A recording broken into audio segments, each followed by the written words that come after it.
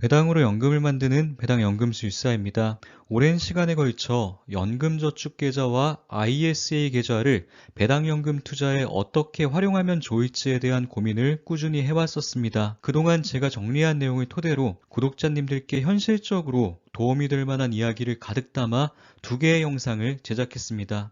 그중 하나는 열흘 전에 올려드린 연금저축계좌 총정리 영상이고, 이번에 다룰 내용은 ISA 계좌를 총정리한 두 번째 영상입니다. 기본 이론부터 심화 내용까지 통합적으로 정리한 영상이기 때문에 두 영상 속에 담긴 내용만 잘 익히셔도 절세 계좌를 활용한 배당 투자에 대한 이해도가 이전보다 분명 업그레이드 될 것이라고 확신합니다. 연금저축계좌를 다룬 첫 번째 영상도 함께 시청하신다면 전체적인 흐름을 완벽하게 이해하실 수 있을 겁니다. ISA 계좌를 이론적으로 설명하는 영상은 유튜브에 셀 수 없이 많습니다. 이 영상도 비슷한 영상이라면 구독자님들께도 영상을 만드는 저에게도 그건 시간 낭비일 겁니다. 그래서 저는 제 투자 이야기를 들려드리면서 구독자님들의 머릿속에 ISA 계좌의 기본 이론부터 구체적인 활용 방법까지 외우지 않고도 자연스럽게 그려지도록 최선을 다해 볼 겁니다.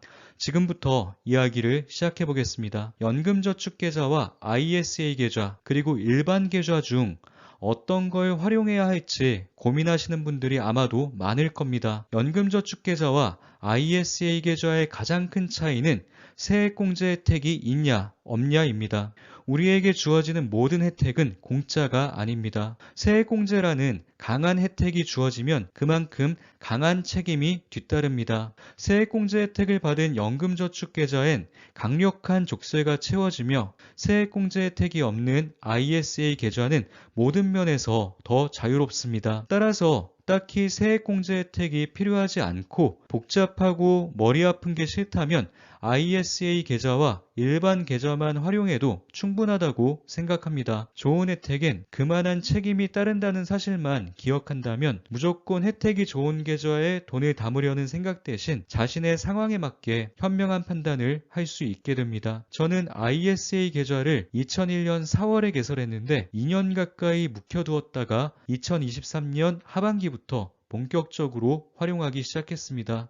혜택이 좋다는 걸 알면서도 지난 2년 동안 묵혀두었던 이유, 그러다 생각을 바꾸어 적극적으로 활용하게 된 이유, 그리고 그 과정에서 제가 했던 치명적인 실수까지 하나도 빠짐없이 상세히 공유하겠습니다. 상당히 긴 영상이지만 끝까지 시청하신다면 분명 그 이상의 시간을 아낄 수 있을 것이라고 확신합니다. 배당 투자를 하다 보면 가끔 아쉬운 순간이 찾아옵니다. SCHD에 1억을 투자했다고 가정해보죠. 2023년 말 기준으로 SCHD의 배당 수익률은 3.5% 정도입니다. 연 350만원 정도를 배당금으로 받게 되는 셈이죠. 하지만 배당소득세 15%가 원천징수되기 때문에 실질적으로 계좌에 입금되는 금액은 300만원 정도가 될 겁니다. 세전 3.5%의 배당 수익률이 세후엔 2.975%로 현저히 낮아지게 되는 것이죠. 배당금 350만원 중 무려 50만원이 세금이라고 생각한다면 당연히 아깝게 느껴질 겁니다. 세전 금액을 그대로 받을 수 있다면 얼마나 좋을까라는 생각을 한 번쯤 해보셨을 겁니다. 어쩌면 배당금을 받을 때마다 매번 드는 생각일지도 모릅니다. 배당소득세를 떼지 않고 온전히 받을 수 있는 방법이 있습니다. 바로 연금저축계좌, 그리고 ISA 계좌 같은 절세 계좌를 활용하는 것이죠. 절세 계좌에선 배당소득세 15.4%를 떼지 않고 배당금 100%를 온전히 지급합니다. 하지만 그렇다고 해서 세금이 아예 없는 건 아닙니다. 한참 후 약속한 시기가 왔을 때 더 낮은 세율로 차감합니다. 연금저축계좌는 만 55세 이후 연금을 수령하는 시기에 3.3에서 5.5%를 떼갑니다. 그리고 ISA 계좌는 3년이 지난 후 본인이 계좌 해지를 원하는 시점에 9.9%를 떼가죠. 9.9%를 무조건 떼는 것은 아니고 200만원까진 비과세 혜택을 주고 그 금액을 초과하는 부분에 대해서만 9.9%의 세금이 부과됩니다. 예를 들어 배당 수익이 300만 원이었다면 200만 원까지는 세금이 부과되지 않고 나머지 100만 원에 대해서만 9.9%가 차감됩니다. 일반적으론 200만 원까지 비과세 혜택이 주어지지만 서민형으로 가입한 경우엔 400만 원까지 비과세 혜택이 주어집니다. 서민형은 근로소득이 5천만 원 이하인 경우 가입할 수 있습니다. 증권사에 문의해보니 매년 4월경 국세청에서 증권사의 자료를 넘기면 대상자인 경우엔 일반형에서 서민형으로 자동 변경된다고 합니다. 혹시 한참 지났는데도 변경되지 않는다면 화면에 보이는 것처럼 홈택스에 접속하신 후 소득확인증명서라는 자료를 출력하셔서 증권사에 제출하시면 바로 해결됩니다. 홈택스에서 소득확인증명서를 검색하면 화면에 보이는 것처럼 여러 개가 뜨는데 그중 개인종합자산 관리계좌 가입용을 출력하시면 됩니다. 이 영상에선 일반형을 기준으로 이야기를 진행하겠습니다. 한 구독자님께서 직장이 없어도 ISA 계좌를 만들 수 있냐고 질문을 주셨습니다. ISA 계좌는 대한민국에 거주하는 만 19세 이상이라면 소득에 상관없이 누구나 개설이 가능합니다. 단 직전 3개 과세 기간 중 한 번이라도 금융소득 종합과세 대상자였다면 개설이 불가능합니다. 모바일 앱으로 단 5분이면 일반형 계좌 개설이 가능합니다. ISA 계좌를 개설하자마자 최대 2천만 원 납입이 가능합니다.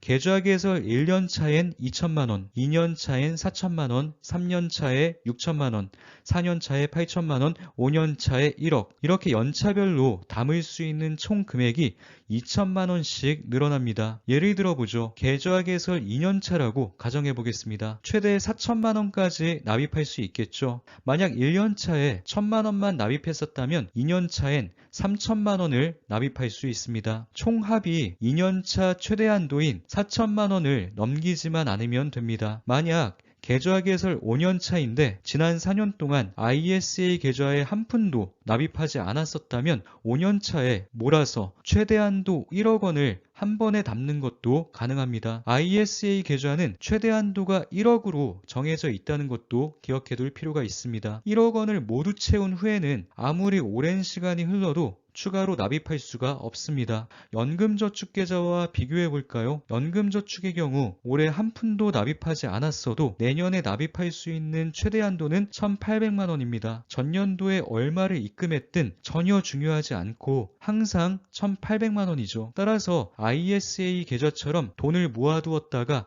한 해에 몰아서 크게 담는 것은 불가능합니다. 여기서 중요한 사실 몇 가지를 언급드리고 넘어가겠습니다. ISA 계좌의 경우 납입 한도 금액을 결정할 때 몇 월 달에 개설했는지는 전혀 중요하지 않습니다. 2023년 1월에 만들었어도 납입 한도는 2천만 원이고 12월에 만들었어도 납입 한도는 2천만 원입니다. 하지만 연도가 바뀌는 상황이라면 완전히 달라집니다. 만약 2023년 12월 31일에 개설했다면 2023년이 1년차, 2024년이 되는 순간 2년차가 됩니다. 따라서 단 하루 만에 납입 한도가 4천만 원으로 늘어납니다. 하지만 2024년 1월 1일에 개설한다면 단 하루 차이긴 하지만 1년차에 해당하므로 납입 한도는 2천만 원이죠. 제가 지난 영상에서 2023년이 지나기 전에 꼭 ISA 계좌를 개설해 두시라고 말씀드렸던 이유가 바로 이겁니다. 12월 30일과 31일이 주말이라서 평일인 29일까지 만들어야 하는지가 너무 궁금해서 증권사에 문의해봤습니다.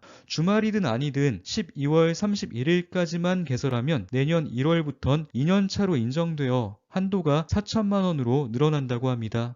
그렇다면 몇 월 달에 개설했는지는 전혀 중요하지 않은 걸까요? 그건 아닙니다. ISA 계좌의 경우 약정기간 3년을 채워야 세제 혜택이 주어집니다. 약정기간 3년은 계좌를 개설한 연, 월, 일을 정확히 따져서 정해집니다. 제 ISA 계좌 정보를 함께 볼까요? 화면에 보이는 바와 같이 메뉴에 ISA라고 치면 자신의 ISA 계좌를 확인할 수 있는 메뉴가 뜹니다. 내 ISA 메뉴를 누르면 가입일과 만기일, 의무가입 충족일이라는 게 보이실 겁니다. 2021년 4월 8일에 가입했으니 의무가입 3년을 충족하는 날은 2024년 4월 8일입니다. 약정기간이 있다고 해서 크게 신경 쓰실 필요는 없습니다. 그 이유를 설명드리겠습니다. 계좌 개설 2년차라고 가정해 보겠습니다. 4천만 원까지 납입이 가능하겠죠? 3천만 원까지만 채웠다고 가정해보죠. 갑자기 목돈이 필요해서 3천만 원을 모두 출금하려 합니다.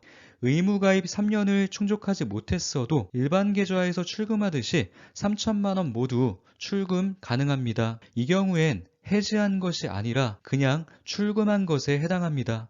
이번엔 출금이 아닌 해지를 해야 하는 경우를 설명드리겠습니다. 마찬가지로 개설 2년 차이고 3천만 원을 납입했다고 가정해보죠. 3천만 원으로 배당주를 매수했고 그동안 배당금으로 300만 원을 받았습니다. 주가 상승으로 인한 매매 차익은 없다고 가정해보죠. 갑자기 목돈이 필요한 경우 납입한 3천만 원까진 해지 없이도 즉시 출금이 가능합니다. 하지만 수익금 300만 원까지 싹싹 긁어서 출금하려 한다면 이땐 ISA 계좌를 해지해야 합니다. 이유는 간단합니다. 배당금 300만 원은 배당소득세 15.4%를 떼지 않고 온전히 받은, 쉽게 말해 혜택을 받은 돈입니다. 혜택을 받은 돈은 그냥 출금할 수가 없습니다. 해지하게 된다면 3년 약정 약속을 못 지킨 것이니 일반 계좌에서 투자할 때처럼 15.4%를 떼고 253만 8천 원을 받을 수 있습니다.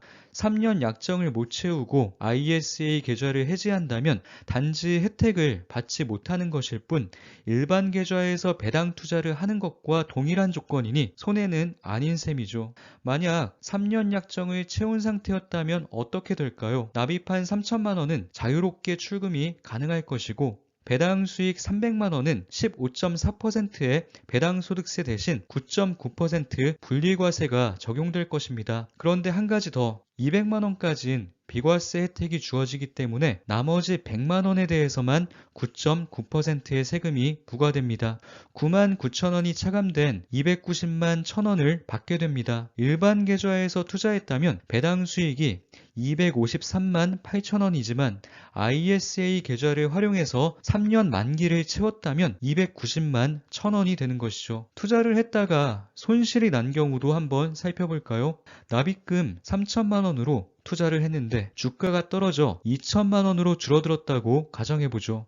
500만 원 배당금이 들어와서 총 평가액은 2,500만 원이 되었습니다. 종합적으로 본다면 500만 원 손실인 상태죠. 목돈이 필요해서 2,500만 원을 모두 출금하려 합니다. 이 경우엔 해지하지 않고도 2,500만 원을 즉시 출금할 수 있습니다. 납입했던 금액 3천만 원을 기준으로 그 이하까진 자유롭게 출금이 가능하고 수익이 생겨 그 이상을 출금할 때만 해지가 필요하다고 생각하시면 됩니다. 이처럼 ISA 계좌를 활용하면 3년 약정 전에 해지하더라도 딱히 손해볼 것이 없고 3년 이상 보유하게 된다면 절세할 수 있기 때문에 웬만하면 만들어두는 게 좋습니다. 저 같은 경우엔 2021년 4월에 만들어두었기 때문에 그동안 제대로 활용을 하지 않았어도 이제 얼마 후면 의무가입 충족일을 채우게 됩니다. 혹시 아직 안 만드셨다면 이 영상을 보시고 지금 바로 만드시면 됩니다. 하루라도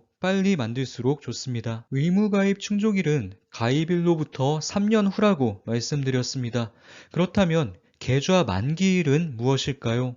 계좌가 해지되는 날짜를 의미합니다. 하지만 처음에 설정한 만기일에 반드시 해지해야 하는 것은 아닙니다. 화면 속 ISA 만기 변경 해지라는 메뉴가 보이시죠? 이 메뉴를 누르시면 만기 연장과 만기 단축이 가능합니다. 이처럼 만기일 전에도 얼마든지 해지할 수 있으며 만기일 종료 직전 3개월부터는 만기 연장 신청도 가능합니다. 따라서 만기일은 크게 중요하지 않습니다. 단 금융소득 종합과세자는 만기 연장이 안 됩니다. 저 같은 경우엔 만기일을 9,999년 12월 31일로 설정했습니다. 장수하겠다는 강한 의지를 반영한 것은 아니고 만기 연장 신청을 해야 하는 번거로움을 피하고 싶어서 그냥 만기일을 최대한 뒤로 설정한 것일 뿐입니다. 어차피 의무가입 충족일 2024년 4월 8일만 넘기면 혜택을 받을 수 있고 설정한 만기일 전에도 자유롭게 해지할 수 있기 때문에 굳이 만기일을 짧게 잡아둘 필요는 없습니다. 만기일은 변경이 가능하기 때문에 결국 만기일보다 중요한 것은 3년 약정이 끝나는 의무가입 충족일입니다. 앞서 언급했듯 3년을 못 채우고 해지해도 일반 계좌와 비교했을 때 딱히 손해보는 것은 아닙니다. 게다가 ISA 계좌를 개설한 후 단 한 번도 활용하지 않았어도 3년만 지나면 혜택을 받을 수 있는 절세 계좌로 변신하게 됩니다. 3년이 흐른다면 계좌 개설 4년 차일 테니 최대 8천만 원까지 활용할 수 있는 절세 계좌를 보유한 셈이죠. 그러니 ISA 계좌를 굳이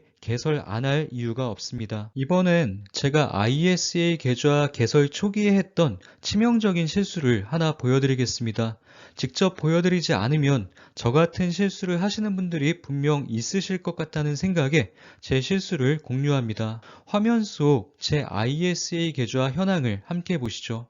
저는 2021년 계좌를 개설했으니 현재 계좌 개설 3년 차입니다. 뭔가 이상한 점이 보이지 않나요? 3년 차면 6천만 원까지 납입이 가능한 게 정상인데 저는 ISA 계좌에 3,400만 원 조금 넘는 금액을 납입했음에도 추가 납입 가능 금액이 600만 원 정도라고 뜹니다. 합하면 4천만 원 정도죠. 3년 차인 제 계좌에 납입 최대 한도는 6천만 원이어야 하는데 그보다 훨씬 적은 4천만 원 정도만 납입할 수 있는 겁니다. 왜 이런 현상이 발생하게 된 건지 간단히 설명드리겠습니다. 저는 2021년 4월에 ISA 계좌를 개설하자마자 최대 한도인 2천만 원을 입금했었습니다. ISA 계좌에선 해외 종목 투자가 불가능합니다. 아무리 생각을 해봐도 ISA 계좌에서 세제 혜택을 적극적으로 활용할 마음에 드는 국내 종목이 딱히 보이지 않았습니다. 그래서 그 돈을 일반 계좌로 옮겨 해외 성장주에 투자했었습니다. 지나고 나서 보니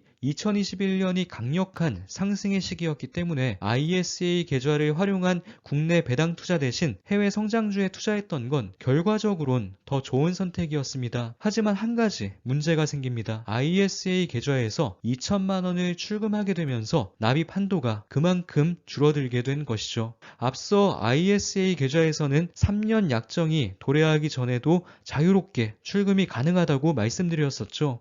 납입 한도는 언제든지 자유롭게 출금이 가능합니다. 하지만 출금하면 출금한 만큼 최대 한도는 줄어들게 되는 것도 기억해야 합니다. 최대 1억까지 굴릴 수 있는 계좌지만 저는 1년 차에 2천만 원을 출금함으로써 최대 8천만 원까지 굴릴 수 있는 계좌로 매력도가 현저히 낮아진 겁니다. 정확히 표현하자면 ISA 계좌의 경우 중도 출금을 해도 손해보는 건 없습니다. 다만 출금한 만큼 운용할 수 있는 규모가 줄어들기 때문에 절세 계좌 매력도가 감소하는 것이라고 보는 게 더 타당합니다. 해지 후 재개설을 한다면 다시 1억짜리 계좌를 굴릴 수는 있습니다. 하지만 1억 계좌를 운용하려면 다시 1년차 2천만 원부터 시작해서 5년차가 될 때까지 오랜 시간을 기다려야 하죠. 상당히 중요한 내용임에도 이런 것을 상세히 설명해주는 사람을 안타깝게도 저는 만나지 못했습니다. 그래서 시행착오를 거치며 깨닫게 된 것이죠. 2022년까지만 해도 ISA 계좌를 운용할 생각이 전혀 없었기 때문에 1억짜리 절세 계좌가 8천만 원짜리 절세 계좌로 매력도가 감소한 게 별로 아쉽지 않았습니다.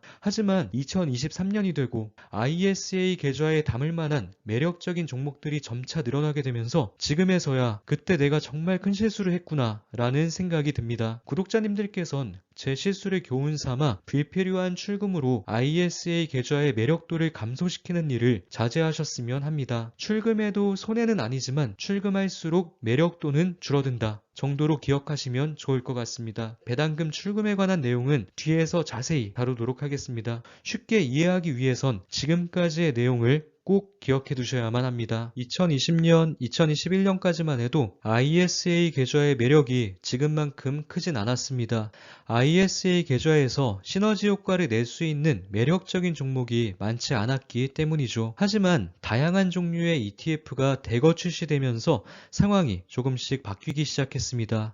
앞으로는 선택지가 더 다양해질 것이기 때문에 ISA 계좌를 활용한 절세 전략 또한 더 다양해질 것이 분명합니다. ISA 계좌는 일반 계좌와 달리 애플, 엔비디아, 테슬라 같은 해외에 상장한 개별주를 담을 수 없습니다. 애플과 같은 해외 종목뿐만 아니라 스파이, QQQ, SCHD와 같이 해외 시장에 상장한 ETF는 투자할 수 없으며 오로지 국내 주식과 국내에 상장한 ETF만 매수할 수 있습니다. 물론 채권 투자도 가능하지만 그 이야기는 분량이 크기 때문에 나중에 다른 영상에서 자세히 다루도록 하겠습니다. 참고로 국내에 상장한 ETF는 크게 두 종류로 구분할 수 있습니다. 국내 종목들로 구성된 국내 주식형 ETF와 해외 종목으로 구성된 해외 주식형 ETF가 있죠. 해외 종목으로 구성된 ETF일지라도 국내에 상장된 ETF라면 ISA 계좌에서 투자할 수 있습니다. 간단히 말하자면 ETF를 구성하는 종목이 해외냐 국내냐가 기준이 아니라 ETF 운용사가 국내냐 해외냐가 절세 계좌에 담을 수 있는 기준이 된다는 말입니다.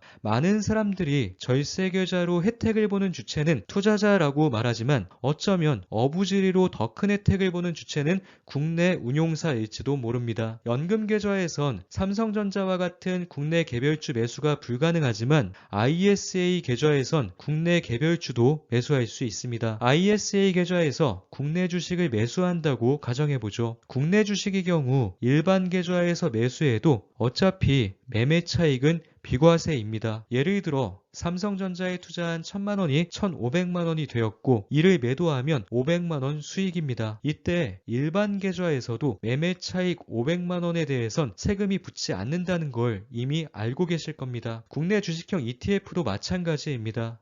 국내 종목으로 구성된 ETF는 매매 차익이 비과세입니다. 매매 차익을 목표로 국내 성장주 혹은 국내 주식형 ETF를 매수할 경우엔 일반 계좌나 ISA 계좌나 큰 차이가 없는 것이죠. 하지만 성장주가 아닌 배당주를 매수한다면 의미 있는 차이가 발생합니다. 예를 들어보죠. 2022년 12월 27일 대신증권 우의 한 주당 가격은 13,450원이었고 지급된 배당금은 주당 1,200원이었습니다. 배당 수익률이 무려 8.9%였습니다. 하지만 일반 계좌에서 투자했다면 배당소득세 15.4%가 원천 징수되므로 배당률은 7.5%로 떨어지죠. 만약 1,000만원을 투자했다면 일반 계좌에서 받게 될 배당금은 75만원입니다. 반면 ISA 계좌를 활용했다면 배당금은 89만원이 됩니다. 이처럼 국내 주식의 경우 매매 차익은 어차피 비과세이며 배당 수익에 주어지는 혜택이 상당히 큽니다. 따라서 국내 주식 혹은 국내 주식형 ETF를 ISA 계좌에 담는다면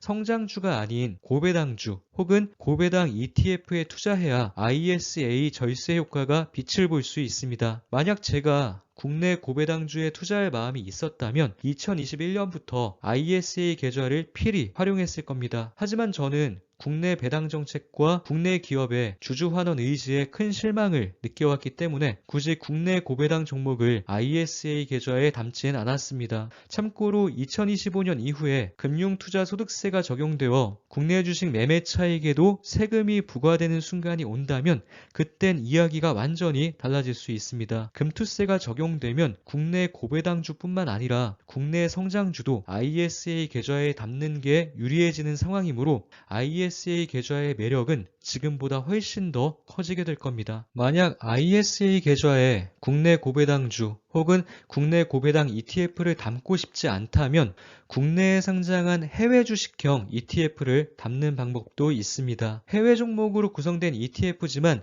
국내 운용사가 만든 상품이죠. 간단히 국내 상장 해외 ETF라고 칭하겠습니다. 예를 들어보죠. S&P 500을 추종하는 대표적인 해외 상장 ETF로 SPY, 스파이가 있습니다. 이 종목은 해외 상장 ETF이므로 매매 차익의 22%를 양도소득세로 납부해야 합니다. 매매 차익 250만원까진 비과세이며 초과분에 대해서만 22%가 부과되죠. 하지만 이 종목은 해외 상장 ETF이므로 절세 계좌에선 매수할 수 없습니다. 하지만 다행히 스파이와 똑같은 지수를 추종하는 국내 상장 해외 ETF가 여러 개 존재합니다. 예를 들자면 코덱스 미국 S&P 500 선물 환해치가 있습니다. 환해치 상품이므로 환율에 영향 없이 스파이와 주가가 거의 비슷하게 움직이는 종목입니다.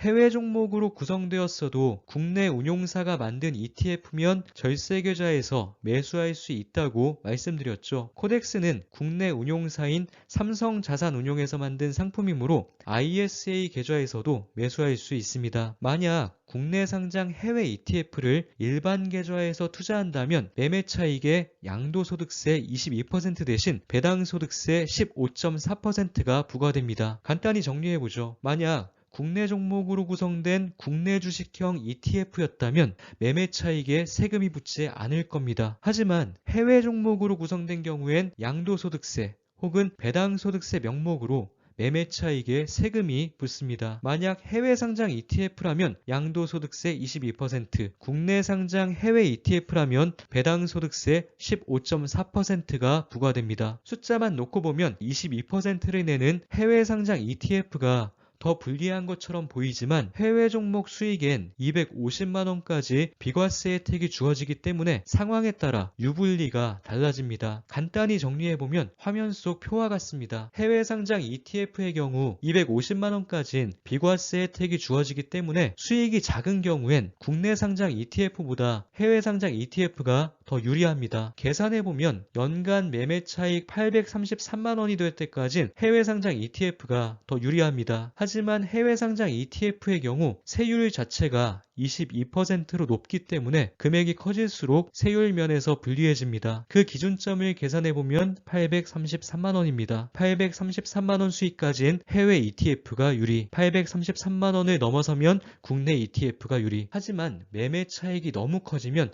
다시 해외 ETF가 유리해질 가능성이 큽니다. 왜냐하면 배당소득세를 내는 국내 ETF의 경우 배당소득세가 2천만원을 넘어서게 되는 순간 금융소득 종합과세 대상이 되기 때문이죠. 하지만 이건 어디까지나 이론일 뿐입니다. 솔직히 말씀드리자면 미래의 매매 차익 규모가 어떻게 될지 미리 예측하고 투자하는 것은 현실적으로 불가능합니다. 숫자로 보여드리긴 했지만 딱히 기억해야 할 부분은 아니라고 생각합니다. 사실 국내 상장 해외 ETF를 일반 계좌에서 투자하는 경우는 별로 없기 때문이죠. 국내 상장 해외 ETF의 경우 일반 계좌보단 절세 계좌를 활용하는 것이 일반적입니다. 따라서 우리가 진짜 관심을 가져야 할 건 앞에서 보여드린 자료가 아니라 해외 상장 ETF를 일반 계좌에서 투자할 때와 국내 상장 해외 ETF를 절세 계좌에서 투자할 때를 비교한 숫자입니다. 절세 계좌엔 연금저축과 ISA 계좌가 있지만 둘 중 ISA 계좌와 일반 계좌를 비교하는 게 더 합리적이란 생각이 듭니다. 연금저축 계좌는 혜택은 좋지만 일반 계좌와 비교하기엔 이런저런 제약이 너무나도 많기 때문이죠. 앞에서 비교한 숫자는 잊으셔도 됩니다. 하지만 지금부터 이야기하는 것들은 꼭 기억해 두시는 게 좋습니다. 만약 일반 계좌에서 나스닥 100지수를 추종하는 QQQ에 투자했고 1000만원의 매매 차익이 생겨났다고 가정해 보겠습니다. 수익 1000만원에서 250만원을 공제한 750만원에 22%의 양도소득세가 부과됩니다. 계산하면 165만원의 세금입니다. QQQ와 같은 지수를 추종하는 국내 상장 해외 ETF 타이거 미국 나스닥 100을 절세 계좌인 ISA 계좌에서 투자했다고 가정해보죠. 1000만원의 매매 차익 중 비과세 200만원을 공제한 후 800만원에 9.9%의 세금이 붙습니다. 세금은 79만 2천원이 됩니다. ISA 계좌로 투자했을 때 세금이 훨씬 적은 것을 확인할 수 있습니다. 계산해보면 매매 차익이 290만원 이상일 땐 ISA 계좌를 활용하는 것이 더 유리합니다. 정리해보겠습니다. 똑같은 지수를 추종하는 ETF 상품이 해외 시장, 국내 시장에 모두 상장해 있는 경우가 있습니다. 이런 경우 나중에 매매 차익이 290만원보다 커질 것 같다면 ISA 계좌를 활용해서 국내 상장 해외 ETF를 담는 게 더 유리하다는 말입니다. 예를 들어 1000만원을 투자해서 주가가 30% 오르면 수익은 300만원입니다. 수익이 290만원을 넘어서기 때문에 ISA 계좌로 투자하는 게 유리합니다. 2000만원을 투자해서 주가가 15%만 올라도 ISA 계좌가 유리합니다. ISA 계좌로는 최대 1억까지 굴릴 수 있다는 것 기억하시죠? 1억을 굴릴 경우 주가가 3%만 올라도 290만 원을 초과하기 때문에 ISA 계좌를 활용하는 게 당연히 더 유리합니다. 간단히 정리해 보겠습니다. 투자 자금이 커지면 커질수록 ISA 계좌로 투자하는 게 유리할 가능성이 커진다는 의미입니다. 복잡한 숫자들을 하나하나 기억하실 필요 없습니다. 똑같은 지수를 추종하는 상품이 해외에도 있고 국내에도 있다면, 그리고 두 상품의 조건이 거의 유사하다면 웬만해선 ISA 계좌를 활용해서 국내 상장 해외 ETF에 투자하는 게 절세 측면에선 더 유리하다는 것만 기억해 두시면 됩니다. 여기서 놓치지 말아야 할 게 있습니다. 두 상품의 조건이 거의 유사하다는 조건이 반드시 선행되어야만 합니다. 관련된 이야기를 좀 해보죠. 저는 거의 2년 동안 ISA 계좌를 제대로 활용하지 않았습니다. 혜택이 좋다는 것은 알고 있었지만 막상 담으려고 보니 담을 만한 종목이 없어서 늘 고민이었습니다. 물론 ISA 계좌에 S&P 500과 나스닥 100 지수를 추종하는 국내 상장 해외 ETF를 담는 것도 좋은 선택이라고 생각합니다. 국내 고배당주로 구성된 아리랑 고배당주 ETF와 같은 종목을 담는 것도 물론 좋은 선택일 수 있죠. 하지만 저는 배당 투자만큼은 국내 시장보다 미국 시장을 더 신뢰하는 편입니다. 또한 현금 흐름을 중요시하기 때문에 S&P 500과 나스닥 100의 조합보단 SCHD와 TQQQ 혹은 SOXL 조합을 더 선호합니다. 이게 더 우월하기 때문이 아니라 그냥 제 개인적인 성향에 더 잘 맞기 때문입니다. 그동안 저는 SCHD와 제피로 현금 흐름을 늘려나가면서 상승장마다 종종 찾아올 포머를 피하기 위해 20% 이내의 비중으로 TQQQ와 SOXL을 함께 보유하는 전략을 활용해 왔습니다. ISA 계좌를 활용하려면 국내 상장 해외 ETF여야 하는데 SCHD와 제피를 대체해서 현금 흐름을 만들어낼 만한 국내 상장 해외 ETF가 2021년까지만 해도 없었습니다. 한국판 SCHD인 미국 배당 다우존스를 담았으면 되지 않았을까?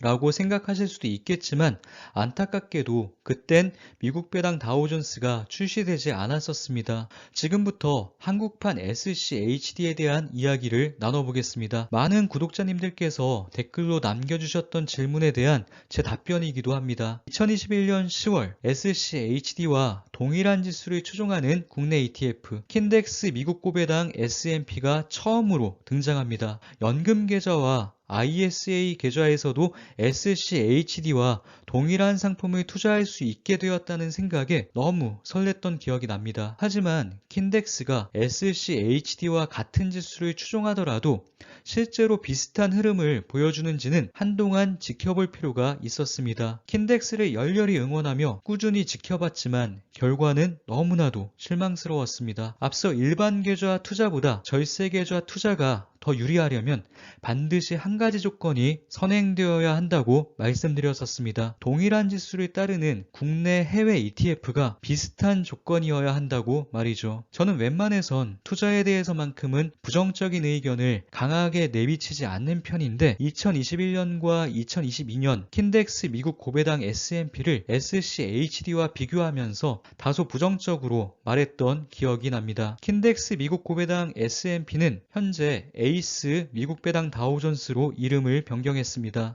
참고로 제가 쓴소리를 했던 상품은 과거 킨덱스 시절 일대를 말씀드리는 것이니 에이스 보유자분들께선 오해 없으시길 바랍니다. 미국 SCHD의 수수료는 0.06%였지만 킨덱스는 0.5%라는 높은 수수료로 출시되었습니다. 기타 수수료와 매매 중개 수수료까지 합치면 수수료가 0.5%보다 훨씬 더 높아지는 셈이죠. 수수료보다 더 실망스러운 건 배당금이었습니다. SCHD의 2022년 배당금은 한 주당 2.561달러였고 2022년 종가는 75.54달러였습니다. 따라서 2022년 SCHD의 배당 수익률은 3.39%였습니다. 킨덱스의 경우 2022년 배당금은 한 주당 290원, 2022년 종가 1075원, 배당 수익률을 계산해보면 2.88%로 상당히 아쉬운 수준이었죠. 심지어 2021년 10월에 상장한 이후 2021년엔 배당 지급을 하나도 하려고 하지 않았음에도 SCHD에 비해 지나치게 낮은 수준이었던 것이죠. 킨덱스가 이런 선택을 할 수 있었던 것은 킨덱스와 절세 계좌의 조합 때문이었습니다. SCHD의 경우 3.39%에서 15%의 배당 소득세를 제하고 나면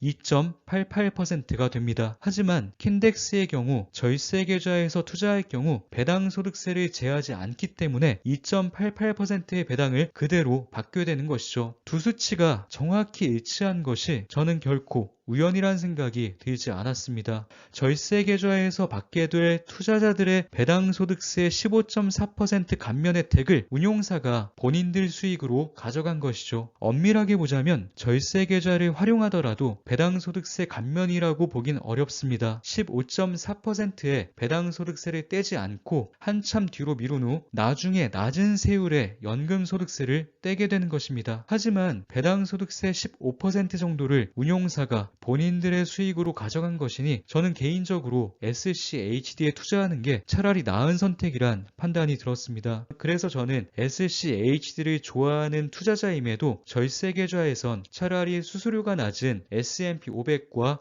나스닥 100에 투자하는 게 더 나을 것 같다고 말씀드렸었죠. 하지만 일반 계좌와 SCHD의 조합 대신 세액공제 혜택을 받기 위해 킨덱스와 절세 계좌 조합을 선택하시는 분들이 의외로 많았습니다. 운용사 입장에선 SCHD와 최대한 비슷한 수준까지 매력도를 끌어올리는 대신 세액공제 혜택을 받고 싶어하는 투자자들의 심리를 활용해 수익을 극대화하는 전략으로 나아갔는데도 말이죠. 앞서 제가 어부지리로 절세 계좌의 혜택을 보는 주체가 국내 운용사일지도 모른다고 말씀드렸던 거 기억하시죠? 하지만 상품 자체의 매력을 높이지 못한 채 SCHD의 인기와 세액공제 혜택에 묻어가는 전략으론 절대 오래 살아남을 수 없다고 생각했습니다. 몇 달이 지난 2022년 10월 킨덱스 미국 고배당 S&P는 에이스 미국 고배당 S&P로 명칭을 변경합니다. 그로부터 한 달 뒤 2022년 11월 소울 미국 배당 다우존스가 출시되었습니다. 0.15%의 비교적 낮은 수수료와 분기 배당이 아닌 월 배당이라는 더 매력적인 조건을 가지고 투자자들 앞에 등장한 것이죠. 에이스보다 1년이나 늦게 출시된 소울 미국 배당 다우존스가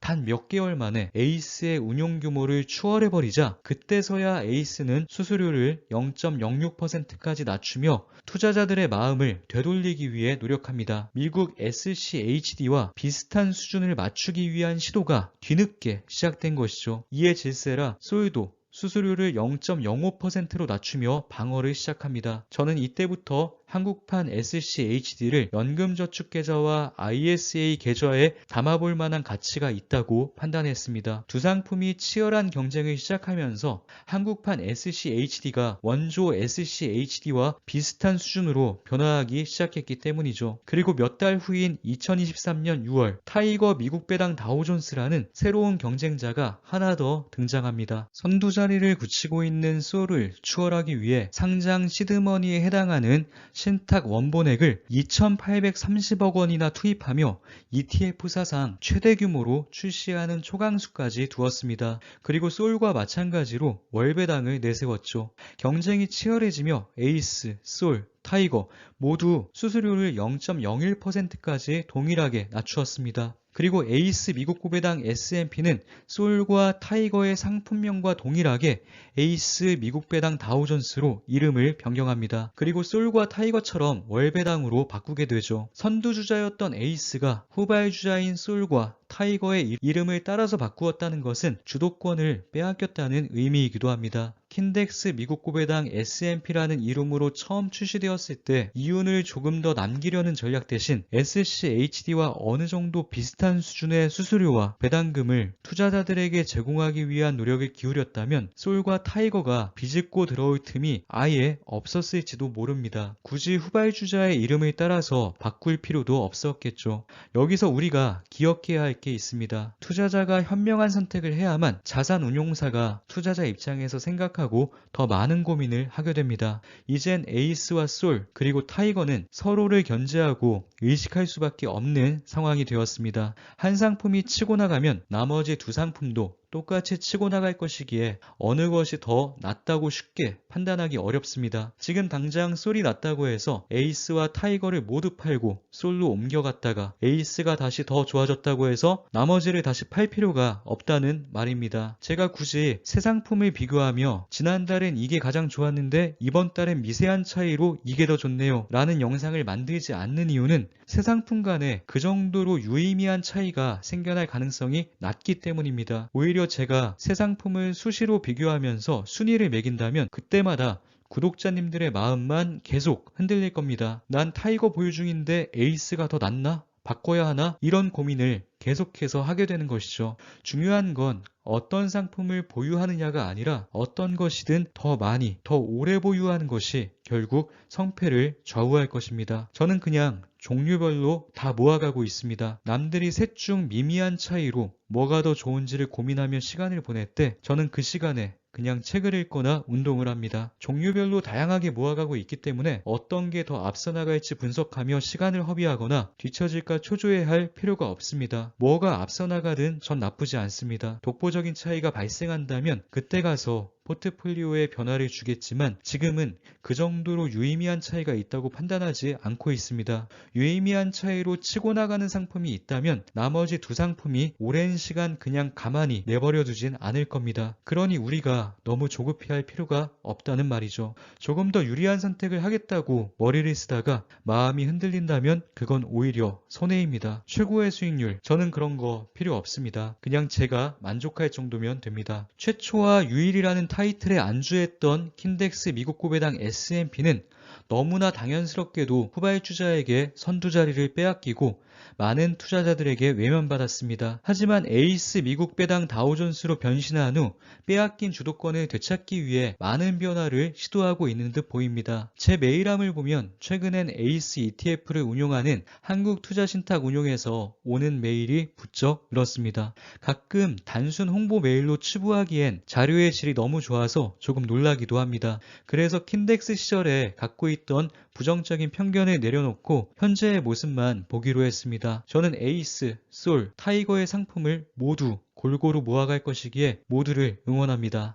하지만 투자자의 입장을 배려하지 않고 이윤 추구에만 힘을 쏟는 운용사라는 확신이 든다면 당연히 투자 대상에서 배제해야겠죠. 투자자가 투자 상품에 이리저리 끌려다닐 게 아니라 투자 상품이 투자자가 원하는 방향으로 따라올 수 있도록 우리가 노력해야 합니다. 지금까지 우리는 국내 시장에 불합리한 게 있어도 투자자들이 시장에 맞춰야 한다는 생각으로 수능적으로 지내왔습니다. 그동안 국내 기업들이 주주 환원에 관심이 없었던 건 주주들을 함부로 대해도 그동안 아무 문제가 없었기 때문입니다. 기업이든 자산운용사든 상식적이지 않고 합리적이지 않은 게 있다면 투자자들에게 철저히 외면받을 수 있다는 걸 투자자들이 보여줄 필요도 있습니다. 이것이 우리가 공부해야 하는 이유입니다. 우리가 머리를 맞대고 합리적인 판단을 한다면 절대 개인 투자자를 기만하는 일은 생겨날 수가 없습니다. 셋 중 어떤 걸 모아가야 할지 질문하시는 분들께 어느 정도 대답이 되었길 바랍니다. 간단히 정리해 보겠습니다.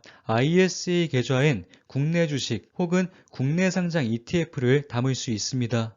국내 주식에 투자할 경우 금투세가 시행되기 전까진 매매 차익 부분에선 일반 계좌나 ISA 계좌나 다를 게 없습니다. 따라서 혜택을 받으려면 매매 차익에 대한 기대보단 배당 수익이 큰 고배당주를 매수해서 배당 소득세 15.4%를 떼지 않는 전략으로 가야 하죠. 국내 고배당주 투자를 원하시는 분들께선 ISA 계좌를 활용하시면 큰 도움이 될 겁니다.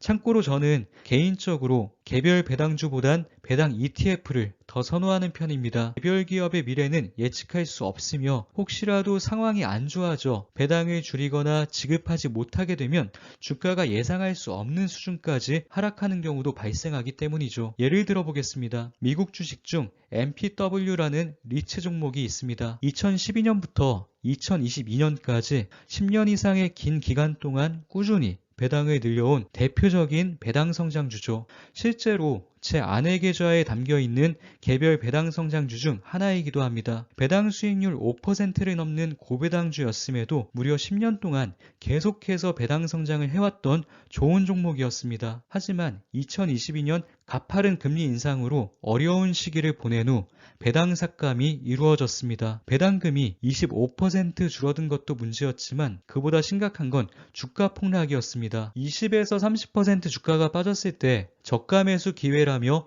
수많은 사람들이 수량을 늘렸지만 결국 주가는 꾸준히 흘러내려 고점 대비 마이너스 80%를 기록했습니다. 어느 순간부턴 아무도 쉽게 덤벼들 수 없는 종목이 되어버렸죠. 지난 10년 동안 좋은 모습을 보여줬기 때문에 그 누구도 쉽게 예상할 수 없었던 상황입니다. 이처럼 영원히 승승장구할 것 같았던 개별 종목조차 악재는 불현듯 찾아올 수 있습니다. 배당 삭감이 일어나는 순간 모두가 공포에 빠지고 게다가 공매도의 공격까지 받게 된다면 걷잡을 수 없는 하락으로 방향을 틀기도 합니다. 한때 배당주로 엄청난 인기를 얻었던 AT&T도 15년 이상의 배당 성장을 멈추고 배당 삭감이 이루어지자 주가는 걷잡을 수 없이 하락하게 됩니다. 물론 회사가 어려워지며 배당 삭감과 주가 하락이 함께 일어나는 것이긴 하지만 배당 삭감이 주가 하락의 속도와 강도를 높이는 것이 문제입니다. 따라서 저는 믿음직한 개별 배당주 한두 개로 배당연금을 만들어 나가기보단 ETF로 만드는 것을 더 선호합니다. 가끔 리얼티 인컴만 평생 모아가는 것은 어떤가요? 맥쿼리 인프라만 모아가는 건 어떨까요? 라고 질문을 주시는 분들이 많습니다. 저는 둘 다 정말 좋은 종목이라고 생각합니다. 하지만 두 종목이 앞으로도 영원할 것이란 확신까지는 없습니다. 따라서 아무리 신뢰하는 기업일지라도 저라면 ETF 투자와 병행할 것 같습니다. 이러한 이유로 저는 ISA 계좌의 개별 배당주가 아닌 배당 ETF를 모아가기로 결정했습니다. ETF 중에서도 매매 차익과 배당 수익, 양 측면에서 모두 세제 혜택을 누릴 수 있는 국내 상장 해외 ETF를 담기로 한 것이죠. 현금 흐름을 중요시하는 저는 연금저축계좌에도 S&P 500과 나스닥 100 지수를 추종하는 ETF 대신 한국판 SCHD인 에이스, 솔, 타이거 미국 배당 다우존스를 모아가고 있습니다. 물론 이 부분에 정답은 없습니다. 하지만 수수료가 큰 테마성 종목보단 될 수 있으면 수수료가 작은 ETF로 오랜 시간 멈추지 않고 꾸준히 모아가는 게 장기적으론 유리한 선택일 수 있습니다. 연금저축계좌는 만 55세까지 해지하지 않고 끈기 있게 가져가는 게 중요합니다. 초장기 투자인 셈이죠. SCHD 혹은 미국 배당 다우존스는 배당 성장주로만 구성되어 있으므로 오래 보유할수록 배당연금은 계속해서 증가할 겁니다. 현금 흐름을 안정적으로 늘려가기엔 좋은 선택이란 생각이 들어 저는 연금저축계좌에서 매도 없이 최소 15년 이상 보유하면서 배당연금을 계속해서 늘려나가 볼까 합니다. 하지만 ISA 계좌는 연금저축계좌와는 조금 다른 전략을 활용해 볼 생각입니다. ISA 계좌는 연금저축만큼 의무적으로 길게 가져가지 않아도 됩니다. 3년만 보유하면 절세 혜택이 가능하죠. 3년이 되기 전에도 납입 원금만큼은 언제든 자유롭게 출금이 가능합니다. 따라서 목돈이 필요한 경우엔 언제든 아쉽지 않게 매도할 수 있는 종목을 담기로 결정했습니다. 제가 현재 ISA 계좌에 보유하고 있는 종목은 타이거 미국 배당 플러스 7% 프리미엄 다우존스입니다. 이름이 상당히 길죠. 처음엔 한국판 제피라고 소개되었지만 사실 제피랑은 완전히 다른 상품입니다. SCHD와 동일한 지수를 기초로 둔 채 커버드콜 전략을 일부 활용해서 SCHD보다 더 높은 배당금을 지급하도록 설계된 상품이죠. 한국판 SCHD 중 하나인 타이거 미국 배당 다우존스의 배당 수익률이 3%라면 거기에 커버드콜 전략을 활용해 플러스 7%의 배당 수익이 더해지게 됩니다. 이로써 연 10% 내외의 배당 수익을 목표로 하고 있죠. 참고로 타이거 미국 배당 플러스 3% 프리미엄 다우존스라는 상품도 있습니다. 기본 배당 수익률 3% 정도에 플러스 3%가 더해져 연 6% 내외의 배당 수익을 목표로 하는 상품이죠. 기본 상품인 타이거 미국 배당 다우존스와 타이거 미국 배당 플러스 7%의 중간 성향을 가진 상품이라고 생각하시면 됩니다. 앞에서 ISA 계좌의 장점 중 배당소득세 과세 이연 혜택을 언급했었습니다. ISA 계좌에서 고배당 종목에 투자할 때 일반 계좌보다 더 유리한 측면이 있음을 의미하죠. 이 점을 최대한 활용하기 위해 ISA 계좌엔 타이거 미국 배당 플러스 7%를 담았습니다. 만약 최대 한도까지 채우면 1억까지 투자가 가능합니다. 연 1,000만 원 정도의 배당 수익까지 만들 수 있는 것이죠. 일반 계좌였다면 15.4%의 배당 소득세를 제외하고 846만 원의 배당금만 받을 수 있습니다. 하지만 ISA 계좌에선 배당 소득세를 떼지 않고 1,000만 원을 모두 받을 수 있죠. 게다가 월 배당이므로 월 83만 원 정도의 꾸준한 현금 흐름을 매월 기대할 수 있을 겁니다. 이 상품을 출시한 미래에셋 자산운용에서도 1억을 투자하면 매월 90만 원을 받을 수 있다는 솔깃한 문구로 많은 투자자들을 끌어모았습니다. 운용사 입장에선 당연히 단점보다 장점을 강조할 수밖에 없습니다. 하지만 이 종목엔 장점만 있는 것이 아닙니다. 고배당, 월배당, 매력만 보고 투자했다가 나중에 후회할 수도 있기 때문에 단점도 존재한다는 걸 꼭 기억하고 선택해야 합니다. 커버드콜 상품 특성상 급격한 주가 상승 시기엔 상승 탄력을 제대로 받지 못하는 경우가 대부분입니다. 따라서 장기적으로 주가가 횡보하거나 우하향할 가능성까지 염두에 두어야 합니다. 조금 더 자세히 살펴보죠. 현 시점 기준으로 S&P 500의 지난 10년 연평균 수익률은 12% 정도, 20년 연평균 수익률은 10% 정도입니다. 그동안 인위적인 방법으로 이 수치를 이겨보기 위해 수많은 상품들이 등장했었지만 대부분 실패했습니다. 이 이야기는 과거 영상 그리고 최강의 배당연금 투자라는 책에서 이미 상세히 다루었기 때문에 시간 관계상 생략하겠습니다. 일반적으로 총 수익이라는 것은 주가 상승과 배당 수익을 합한 것을 의미합니다. 타이거 미국 배당 플러스 7%의 경우 배당 수익만 무려 연 10%에 달합니다. 이 종목이 S&P 500과 비슷한 수준의 수익률을 유지할 것이란 긍정적인 생각으로 접근한다 해도 배당 수익만 10%인 상황에 주가 상승으로 추가적인 큰 수익을 얻을 것이란 기대는 사실상 하기가 어려운 셈이죠. 한국판 SCHD 기본 상품인 타이거 미국 배당 다우존스와 커버드콜 전략으로 고배당을 추구하는 타이거 미국 배당 플러스 3%, 타이거 미국 배당 플러스 7%를 간단히 비교해 보겠습니다. 이름이 너무 길어서 타이거 미국 배당 다우존스를 간단히 타이거 기본, 타이거 미국 배당 플러스 3%, 플러스 7%를 타이거 3%, 타이거 7%라 칭하겠습니다. 세 상품 모두 2023년 6월에 출시되었기 때문에 아직 6개월밖에 자료가 없는 상황입니다. 지난 6개월 수익률을 비교해보죠. 세 상품 모두 만원의 주가로 출발했지만 6개월이 지난 현재 타이거 기본의 주가는 1,610원으로 6.1% 상승, 타이거 3%는 1,265원으로 2.65% 상승, 타이거 7%는 9,915원으로 0.85% 하락한 상태입니다. 커버드콜 전략의 활용 비중이 높을수록 주가 흐름이 좋지 않은 모습을 확인할 수 있습니다. 하지만 커버드콜 전략을 활용하면 배당금은 더 커질 테니 배당 수익까지 고려해서 계산해 보겠습니다. 타이거 기본은 6개월 동안 202원의 배당금을 지급했습니다. 6개월간 배당 수익률을 계산하면 1.9%의 수익률입니다. 타이거 3%의 6개월 배당금은 341원, 6개월간 배당 수익률은 3.3%, 타이거 7%의 6개월 배당금은 530원, 6개월간 배당 수익률은 5.35%입니다.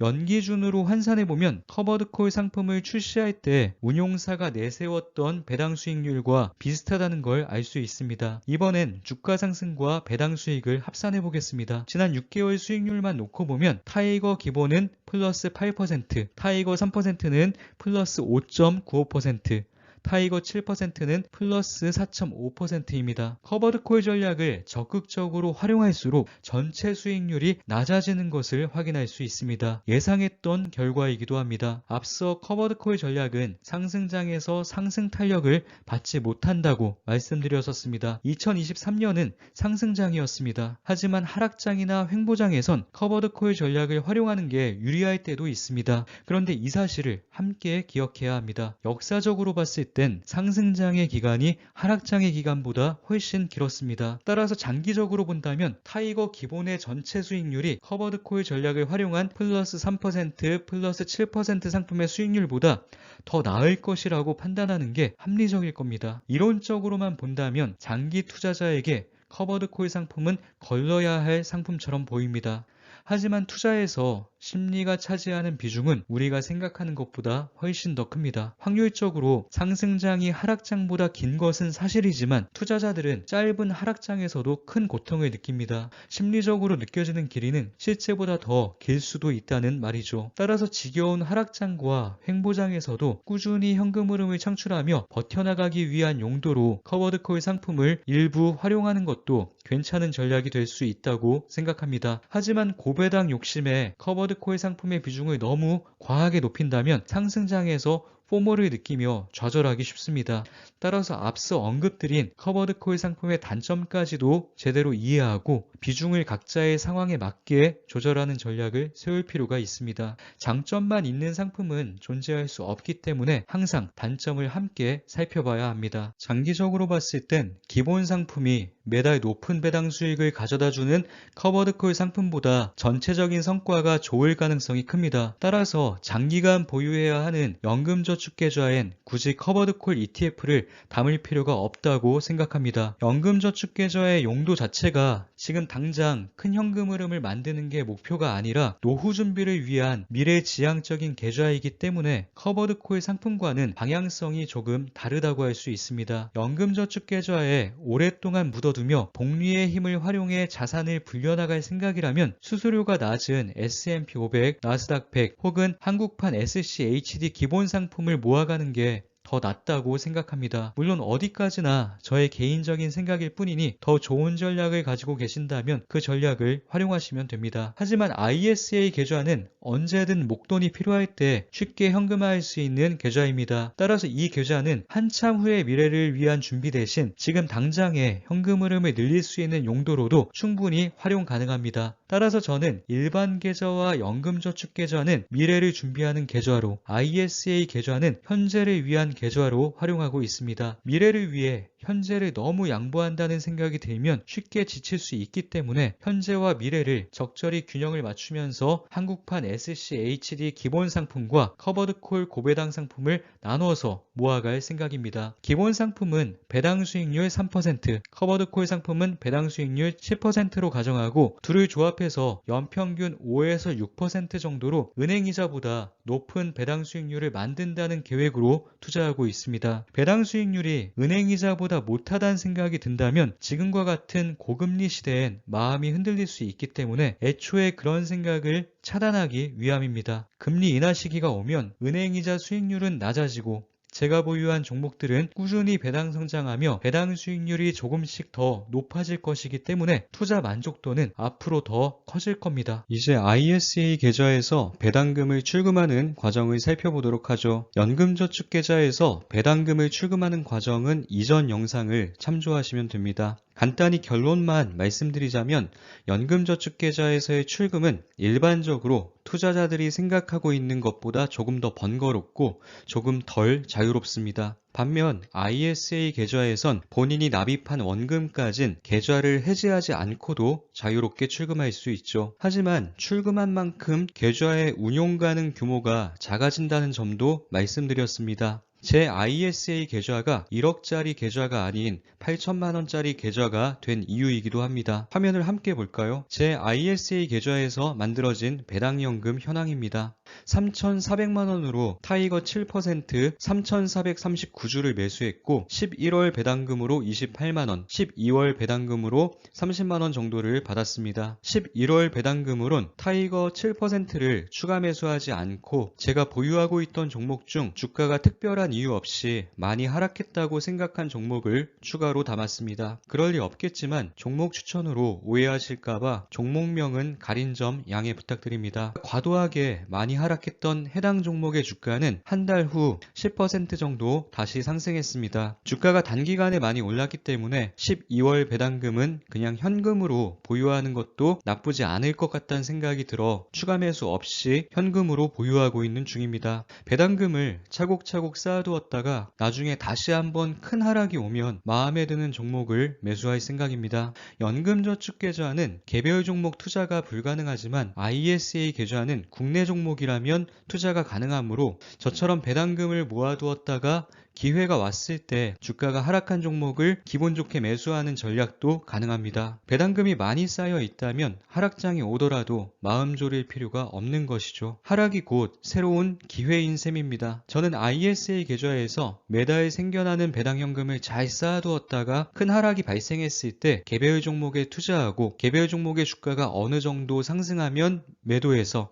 다시 타이거 7% 수량을 늘려가고자 합니다. 그러다 혹시라도 배당금을 출금해야 하는 상황이 온다면 출금하면 됩니다. 제 ISA 계좌엔 현재 30만 4,717원의 현금이 담겨 있습니다. 12월에 받은 배당금 중 일부입니다. 연금저축계좌의 경우 따로 연금저축 출금 메뉴가 있지만 ISA 계좌의 경우엔 일반 계좌와 마찬가지로 이체 메뉴를 활용하시면 됩니다. 출금 금액을 30만원으로 설정하고 확인에 누르면 그 즉시 출금할 수 있습니다. 연금저축계좌처럼 영업시간에만 출금이 가능한 번거로움이 전혀 없죠. 단 이렇게 출금을 하고 나면 납입 한도가 줄어들게 됩니다. 예를 들어보죠. 계좌 개설 5년 차입니다. 1억까지 납입이 가능하겠죠. 1억 원을 모두 채웠습니다. 그리고 배당금으로 1,000만원을 받아 계좌의 총 평가액은 1억 1,000만원입니다. 이때 1억은 납입 원금, 1,000만원은 수익입니다. 이때 1,000만원을 출금한다면 1,000만원이었던 수익이 0원으로 줄어드는 것이 아니라 납입 원금 1억이 9,000만원으로 줄어들게 됩니다. 출금을 하면 납입 원금부터 줄어든다고 생각하시면 이해가 쉬울 겁니다. 주의해야 할 점은 납입 원금이 9,000만원이 되었다고 해서 다시 1,000만원을 추가로 납입해서 1억으로 만들 순 없습니다. 1,000만원을 출금하는 순간 이 계좌의 최대 한도는 1억이 아닌 9,000만원이 되기 때문이죠. 만약 계속 출금을 반복해서 결국엔 납입원금이 0원이 되었다고 가정해보죠. 이제 남아있는 건 수익뿐입니다. 수익을 출금할 땐 ISA 계좌를 해지해야 합니다. 왜냐하면 수익엔 항상 세금이 붙기 때문에 수익을 출금할 땐 세금 정산이 필요한 것이죠. 수익이 1,000만원이었다면 200만원을 공제한 후 800만원에만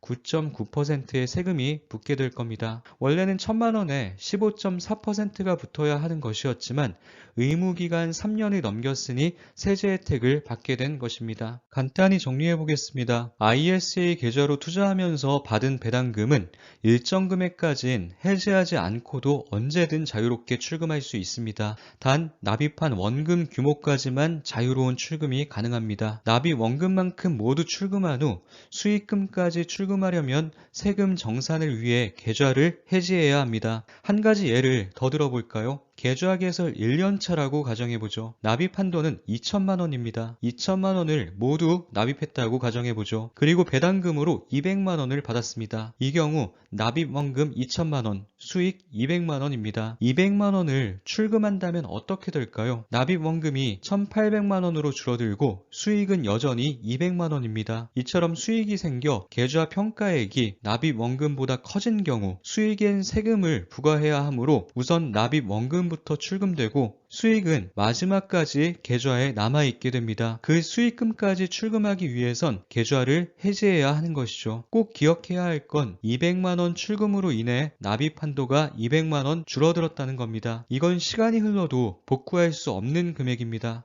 다음엔 3,800만원까지 납입할 수 있으며 그 다음엔 5,800만원까지 납입할 수 있습니다. 계속해서 200만원씩 모자라게 되는 것이죠. 이 계좌의 최대 한도는 1억이 아니라 9,800만원인 겁니다. 앞서 언급했듯 저는 계좌를 개설하자마자 2,000만원을 출금해서 최대 8,000만원짜리 계좌가 되었습니다. 8,000만원으로 타이거 7%를 모두 매수했다고 가정해보죠. 연 10%의 배당 수익률을 가정한다면 연 800만원씩 배당연금이 생길 겁니다. 주가 상승은 없다고 가정하겠습니다. 12개월로 나누게 되면 월 66만원의 배당금을 받는 셈입니다. 배당금을 받는 즉시 출금한다고 가정해보겠습니다. 연 800만원씩 출금을 하다보면 납입원금 8천만원이 모두 빠져나가기까지 10년이 걸릴 겁니다. 이제 납입원금은 모두 출금해서 없습니다. 남아있는 것은 오로지 수익분이죠. 수익은 세금 정산을 위해 마지막까지 남아 있어야 한다고 말씀드렸습니다. 배당 수익 800만 원이 10년 동안 쌓였으니 총 수익은 8천만 원일 겁니다. 이 돈을 인출하기 위해선 계좌를 해지해야 합니다. 200만 원을 제외한 후 7,800만 원에 9.9%의 세금이 붙습니다. 따라서 7,027만 8천 원을 출금할 수 있습니다. 물론 계좌를 해지하지 않고 배당금을 계속 재투자해서 불려나가는 것도 가능합니다. 해지 후 세금을 내고 돈을 손해 줄 것인지 아니면 세금을 미루면서 계속 불려나갈 것인지는 투자자의 선택에 달렸습니다. 상당히 이상적인 전략도 존재합니다. IRP 계좌까지 말하면 너무 머리 아파질 수 있기 때문에 연금저축과 ISA 계좌만 활용하는 걸로 설명드리겠습니다. 연금저축계좌는 연 1,800만 원, ISA 계좌는 연 2천만 원까지 납입 가능합니다. 최대 한도로 투자가 가능한 상황이라면 연 3,800만 원까지 투자할 수 있죠. 월 300만 원 이상을 절세계좌 투자금으로 활용하는 것이기 때문에 기본적인 소득이 상당히 커야만 실현 가능한 전략입니다. 그래서 이상적인 전략이라고 말씀드린 겁니다. ISA 계좌의 약정 만기는 3년입니다. 따라서 ISA 계좌를 매년 2천만 원씩 가득 채워서 투자한 후 3년마다 해지하는 전략입니다. 수익금 중 200만 원은 비과세 혜택을 받고 나머지 수익분은 9.9%로 분리과세를 합니다. 그리고 그 자금을 연금저축계좌로 옮깁니다. ISA 계좌를 만기 해지한 후 연금저축계좌로 자금을 옮길 경우 옮기는 금액의 10%까지 세액공제 혜택을 추가로 받을 수 있습니다. 그리고 다시 ISA 계좌를 개설해서 3년 동안 운용한 후 해지하고 이를 연금저축계좌로 다시 옮깁니다. ISA 계좌의 최대 한도는 1억이지만 이 방법을 활용할 경우엔 매년 2천만 원씩 끝없이 투자할 수 있는 것이죠. 몇 가지 기억해두면 좋을 만한 이야기만 전해드리겠습니다. ISA 계좌에 담긴 자금을 연금저축계좌로 옮길 땐 보유 종목을 그대로 옮길 수 없습니다. 따라서 반드시 매도 후 현금화해야 합니다. 그리고 ISA 계좌를 해지한 후 증권사에 알리지 않고 연금저축계좌에 돈을 그냥 이체하는 경우엔 추가 세액공제 혜택을 받을 수 없습니다. 만기 해지한 후 60일 이내에 증권사 영업점을 방문한 후 연금계좌 전환 신청을 해야만 추가 세액공제가 가능합니다. 여유만 된다면 ISA 계좌를 3년마다 해지하고 연금저축으로 옮기는 것도 좋은 전략일 수 있습니다. 하지만 이런 것도 한 번쯤 고민해 볼 필요가 있다는 생각이 듭니다. ISA 계좌에 매년 초 2천만 원씩 납입하고 타이거 7%를 매수한다고 가정해보죠. 배당 수익률이 10% 정도 되므로 1년 차엔 200만 원의 배당 수익, 2년 차에 2천만 원을 추가 매수했으니 400만 원 배당 수익, 3년 차엔 600만 원 배당 수익이 생겨나게 될 겁니다. 총 배당 수익은 1,200만 원이죠. 3년 만기를 채운 후 계좌를 해지한다면 배당 수익 1,200만 원 중 200만 원을 공제하고 9.9%의 세금이 붙습니다. 약 100만 원 정도의 세금을 내게 되는 것이죠. ISA 계좌를 연금저축계좌로 옮겨 추가로 300만 원의 세액공제 혜택을 받게 된다고 가정해 보겠습니다. 매년 3,800만 원씩 절세 계좌에 투자할 여력이 있는 사람이라면 아마도 소득이 크신 분일 테니 13.2%의 세액공제 혜택을 받게 될 겁니다. 300만 원에 13.2%면 39만 6천 원입니다. ISA 계좌 해지로 100만 원의 세금을 확정짓고 40만 원 정도의 세제 혜택을 받게 되는 셈이죠. 물론 투자금이 너무 많아 절세 계좌에 계속해서 담아가는 게 유리한 상황이라면 3년마다 옮기는 게 좋은 선택일 수 있습니다. 하지만 추가 세액공제 혜택만 생각할 게 아니라 3년 만기 해지 때마다 세금을 확정짓는 과정이 있다는 것도 함께 기억해둘 필요가 있다는 말씀을 드리고 싶었습니다. 1억 정도가 담긴 ISA 계좌를 해지하지 않고 세금을 계속 뒤로 미루며 복리로 불려나가는 것도 또 다른 전략일 수 있는 것이죠. 저는 이 전략을 활용하다가 나중에 여유가 될 때 ISA 계좌 자금을 연금저축계좌로 옮길 생각입니다. 이처럼 각자의 상황에 맞게 투자하는 것일 뿐 정해진 공식 같은 건 없다고 생각합니다. 참고로 서민형 가입자였다가 만기 연장으로 서민형 자격을 잃게 되는 경우엔 굳이 만기 연장을 하지 않고 계좌를 해지해서 400만 원 비과세 혜택을 보고 새로 계좌를 개설하는 게 더 나은 선택일 수 있습니다. 지금까지 ISA 계좌의 장점을 배당소득세 과세 이연과 200만원 비과세, 그리고 9.9% 저율과세 혜택에 초점을 맞춰서 이야기를 진행했습니다. 배당 투자자라면 누구나 바로 혜택을 체감할 수 있는 부분이기 때문에 이 부분에 최대한 초점을 맞춘 것입니다. 하지만 연금저축계좌나 ISA 계좌와 같은 절세 계좌는 나중에 배당소득이 의미있게 커졌을 때 다시 한번 큰 힘을 발휘합니다. 지금부터 우리가 기억해야 할 단어는 바로 분리과세입니다. 일반적으로 배당과 이자 같은 금융소득은 2천만 원을 넘어서는 경우엔 금융소득 종합과세 대상이 됩니다. 2천만 원까진 15.4%의 배당소득세를 원천징수한 것으로 끝나게 되고 2천만 원 초과분은 종합소득에 합산되어 누진세율을 적용받게 됩니다. 이 경우 원천징수된 배당소득세 15.4%의 세금은 공제하고 차액에 대해서만 세금을 내면 됩니다. 즉 배당소득세와 종합소득세는 이중과세되지 않습니다. 따라서 소득이 엄청 큰 경우가 아니라면 실질적으로 더 내게 되는 세금이 우려하는 것만큼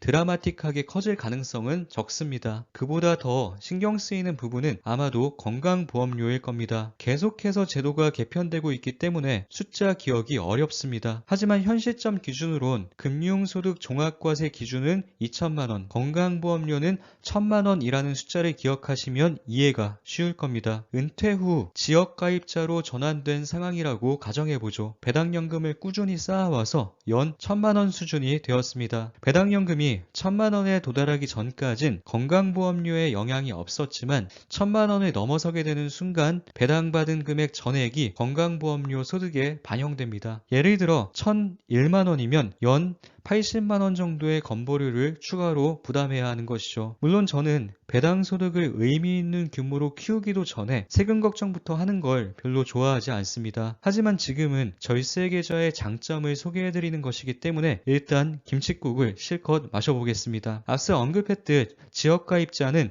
금융소득이 연 1천만 원을 초과하는 순간 건강보험료가 추가로 부과됩니다. 직장가입자는 급여 외 소득이 연 2천만 원을 초과하게 되면 건보료를 추가로 부담해야 하죠. 이 경우에도 2천보단 1000이라는 숫자가 더 중요할 수 있습니다. 금융소득이 1천만 원이 되기 전까진 급여 외 보수로 잡히지 않지만 1천만 원을 넘어서는 순간 급여 외 소득으로 잡히기 때문입니다. 금융소득만으로 2천만 원을 넘기는 경우보단 금융소득이 1천만 원을 넘어서서 급여 외 보수로 잡히고 그것이 다른 급여 외 소득과 합쳐져서 2천만 원을 넘기게 되는 경우가 더 많을 것이기 때문에 금융소득 1천만 원이라는 숫자에 더 집중해야 한다고 설명드린 겁니다. 피부양자 자격상실도 마찬가지입니다. 소득 기준은 연소득 2천만 원을 넘어가면 상실된다고 하지만 이 경우에도 금융소득이 1천만 원을 넘어가게 될 경우 전액 소득으로 반영되기 때문에 금융소득이 2천만 원을 넘기냐 아니냐의 문제이기보단 1천만 원을 넘어서느냐 아니냐가 더 중요할 수 있습니다. 따라서 종합소득세뿐만 아니라 건강보험료까지 고려한다면 금융소득 연 1천만 원이 더 중요한 기준점일 수도 있는 것이죠. 사실 저는 제 인생이 적게 벌고 세금을 적게 내는 삶이기보단 많이 벌고 세금을 많이 내는 삶이었으면 좋겠습니다. 하지만 무리하지 않고도 세금을 절약할 수 있는 상황이라면 당연히 세금을 줄이는 게 현명한 선택이겠죠. 세금을 줄이는 가장 좋은 방법은 절세 계좌인 연금저축과 ISA 계좌를 활용하는 겁니다. 따라서 분리과세라는 말을 꼭 기억하라고 말씀드렸었습니다. ISA 계좌에서 9.9% 분리과세란 말은 금융소득의 크기가 얼마든 상관없이 9.9%의 세금 부과로 종결짓겠다는 의미입니다. 따라서 금융소득 종합과세를 걱정할 필요가 없는 것이죠. 연금저축도 마찬가지입니다. 연금소득세 3.3에서 5.5%를 내는 것으로 깔끔히 끝납니다. 게다가 건강보험료도 부과되지 않습니다. 증권사 담당자분께 문의해보니 ISA 계좌의 경우 현재는 건강보험 건강보험료를 부과하고 있지 않지만 명확한 관련 규정에 근거한 것이 아니라고 합니다. 건강보험료 제정이 바닥나고 있는 상황이기 때문에 제도적으로 명시되기 전까진 ISA 계좌에 건강보험료가 부과되지 않을 것이라고 단정짓긴 어려울 것 같습니다. 하지만 현재로선 건강보험료가 부과되지 않습니다. 절세 계좌인 연금저축계좌와 ISA 계좌를 잘만 활용한다면 종합소득세와 건보료 부담을 줄이는데 도움이 되는 것은 분명한 사실입니다. 일반 계좌에서 만들어지는 배당연금을 연 1,000만 원 미만이 되도록 조절하고 절세 계좌에서 배당연금을 마음껏 늘려가는 투트랙 전략을 활용하면서 일반 계좌에서 제약 없이 자유롭게 활용할 수 있는 배당연금과 절세 계좌에서 절세 혜택을 받는 배당연금을 함께 쌓아나가는 것이 현재로선 최선의 전략이란 생각을 합니다. 작년까지만 해도 저는 일반 계좌 위주로 배당연금을 늘려왔습니다. 하지만 매력적인 국내 상장 해외 ETF들이 대거 출시되면서 제 전략도 시장 변화에 맞춰 더 나은 방향으로 조금씩 다듬어져 가고 있습니다.